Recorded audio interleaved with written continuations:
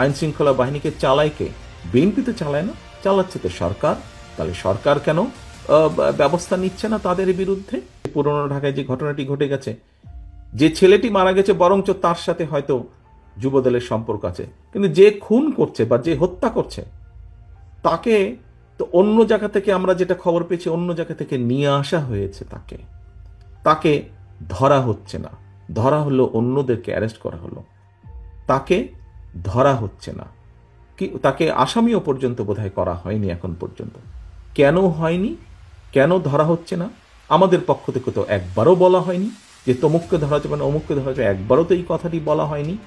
আমরা বরাবর বলে দিচ্ছি, একটু আগে যেটি আপনাদের সামনে বলেছি, বরাবর আমরা বলেছি অন্যায়কারী আইনের দৃষ্টিতে তার বিচার হবে। দলের সাথে তার কি সম্পর্ক, কিচ্ছু যায় আসে না তাকে দল কোনো রকম প্রশ্রয় দিবে না। কেউ যদি কোনো অন্যায় করে থাকে, তাহলে প্রশাসন ধরছে না কেন তাকে? আমাদের এখানে রিজভী আহমেদ সাহেব পরিষ্কার বলেছেন, দলীয় অবস্থান থেকে আমাদের যা যা করা প্রয়োজন আমরা প্রত্যেকটি যেটি জেনেছি, তদন্তের পরে যাদের যাদের সম্পর্কে প্রমাণিত হয়েছে অভিযোগ, আমরা আমাদের দলীয় অবস্থান থেকে তাদের বিরুদ্ধে ব্যবস্থা গ্রহণ করেছি। আইন শৃঙ্খলা বাহিনী কেন তাহলে বসে আছে?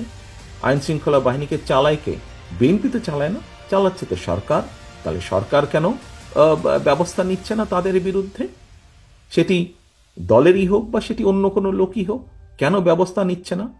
আপনার স্বপ্নগুলো আকাশ ছুবে প্রবাসীর হেলিকপ্টারের মাধ্যমে। বিয়ে, জন্মদিন অথবা যে কোনো বিশেষ প্রয়োজনে হেলিকপ্টার ভাড়া করতে যোগাযোগ করুন স্ক্রিনে দেয়া নাম্বারে। প্রবাসীর হেলিকপ্টার, নিরাপদ ও সাশ্রয়ী বাহনের বিশ্বস্ত নাম।